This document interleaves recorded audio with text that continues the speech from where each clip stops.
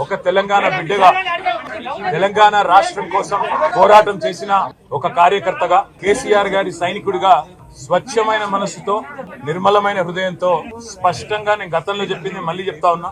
తెలంగాణ ప్రతిష్ట పెంచడానికి, Hyderabad brand image ని అంతర్జాతీయం చేయడానికి, హైదరాబాద్ ని ప్రపంచ పటంలో నిలపడానికి ఆనాడు రాష్ట్ర మంత్రిగా ఎన్నో ప్రయత్నాలు చేశాం.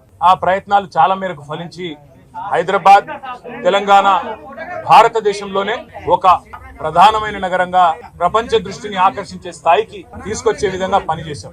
మేము 9.5-10 ఏళ్ల కాలంలో మా ప్రభుత్వం ఉన్నప్పుడు మా బావమరుదులకు 1137 కోట్ల కాంట్రాక్టులు చేయలేదు. మంత్రిగా నేను కౌన్సిల్ లో కూర్చొని, కౌన్సిల్ ఆఫ్ మినిస్టర్స్ లో, కేబినెట్ లో కూర్చొని నా కొడుకు కంపెనీకి కాంట్రాక్ట్లు ఇచ్చుకోలేదు, లేదా నేను ల్యాండ్ క్రూజర్ కార్లు కొనుక్కోలేదు.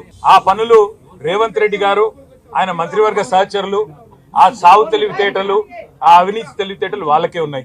నేను 50 లక్షల రూపాయలతో ఎమ్మెల్యేలను కొనుగోలు చేయడానికి పోయి దొరికిపోయిన దొంగను కూడా కాదు. నేను నిఖార్సైన తెలంగాణ బిడ్డను. ఏ పని చేసినా తెలంగాణ కోసం, హైదరాబాద్ ప్రతిష్టలు పెంచడం కోసం చేశాను. అర పైసా అవినీతి కూడా నేను చేయలేదు, చేయబోను.